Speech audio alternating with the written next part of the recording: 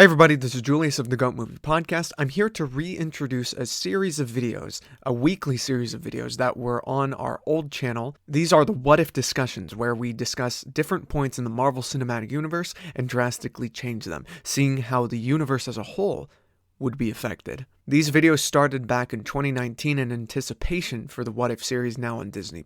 I'm joined by a variety of different guests where we talk about these different instances and scenarios. We're going to release them weekly like we did beforehand, and we hope you enjoy them. Obviously, a lot of these discussions became episodes, so it's going to be fun to compare and contrast then to what we have now. Enjoy the content, the conversation. Have a good one, stay safe, and goodbye. What's happening, everybody? It's time to ask the question. The big one. Yes. Should I ask it or should you ask it? No, you need to ask it. Do the honors. Well, what if Steve Rogers, Captain America, all the way back in the 1940s, never went into the ice? Justin, what do you think would have happened? I know you're very excited to talk about it. What do you think the Marvel Cinematic Universe would be like? We would have no Cap in the future. No Cap in the future. What would happen? Damn, dude. You know, I'm quite honestly thinking if Captain America never went into ice and he would have made I'm pretty sure he would have made it there to that one place that Peggy asked him to go to, like that dance thing. Yes, whatever. the date. Yeah, the date. And we would have had that same scenario where she says, "You're late." And he says, "Couldn't call my ride." Yeah. I was stopping Hydra. I think he would have, honestly, back then, because we're talking about a whole lifetime, I think he probably would have helped start S.H.I.E.L.D. Oh yeah, that's one thing I wanted to tell you about, because remember in the events that unfolded in Winter Soldier, where we get that flashback that Arnim Zola created Hydra right under S.H.I.E.L.D.'s footsteps. If Cap knew about that, like he found out that S.H.I.E.L.D. recruited Zola to like way back in the 60s, Yeah, way back into the 60s. Like, I'm pretty sure Cap, he would have had, like, second thoughts. He would have told the U.S. government and, of course, Hydra officials, like, hey, look, this guy's bad news. We need to make sure, like, he's, put behind bars. Like, this guy, he's a Nazi. Yeah, he's a Nazi. Come on, man. Like, yeah. He doesn't deserve a spot in S.H.I.E.L.D. Yeah. He'd be probably working really close with Howard Stark, Peggy Carter, obviously, people like Hank Pym, Alexander Pierce, could mentor a young Nick Fury, Yeah. It'd be really interesting. Well, like, I think we got a taste of this what if scenario at the very end of Endgame, where, Cap went back in time to live the rest of his life, but there's still a Cap in life. It's not like he could come out as Steve Rogers back then. Like, it's not like they revealed that Steve Rogers was still alive. It was very much kept under wraps, the marriage, their life. But in this scenario, it probably wouldn't be, It would be a completely different world if Captain America was still around for the rest of the MCU, Oh, yeah. It'd be crazy. How would he deal with the Winter Soldier at that point, That's true. Probably take care of him in the 70s or something.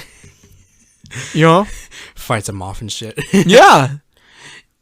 Here's the other interesting thing too, because I want to aim it towards like real life scenarios where, like, say it's somewhere in, say, like the 1970s. Is that where Vietnam took place? It was the late 60s. Late 60s, yeah. Okay. I was thinking, like, if Vietnam was happening, then I'm pretty sure, like, Cap, he would have had, like, some involvement in it. Like, he would have he would have enlisted and went over there? Well, I wouldn't really say, like, he would have, like, yeah, sure, he would have been enlisted, but, like, he would probably be asking, like, why are we fighting this war? This war is not even our war to fight. Right. Like, he would have been, like, asking, of course, the president to, like, step down. This war, it's making us look like a bunch of fucking losers. Right. We could have a little Civil War situation going on. Yeah, a Civil War situation where this war is completely unnecessary. You know what's interesting about that is that there's a comic still happening right now called Spider-Man: A Lifetime or something, and it's about Spider-Man set in the 60s when he was created, but he lives through the 60s, the 70s, the 80s, and the 90s and everything. And they deal with that. They deal with exactly that. The fact that Vietnam played a very big role in the world and also the superhero world. And Captain America felt very purposeless. So he went over to Vietnam to do exactly what you were talking about, to save people, people on both sides.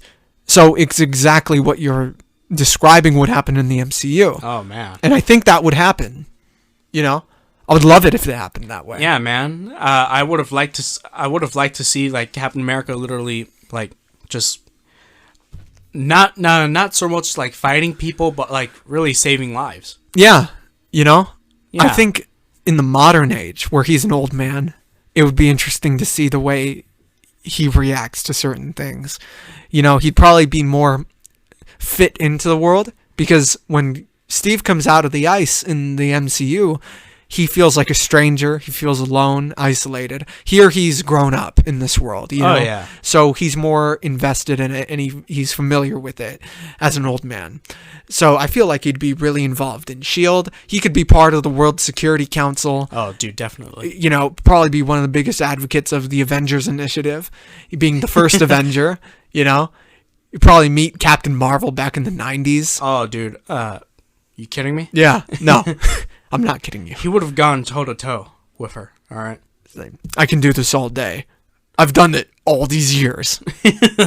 I swear. So, was there anything about this what if scenario, right?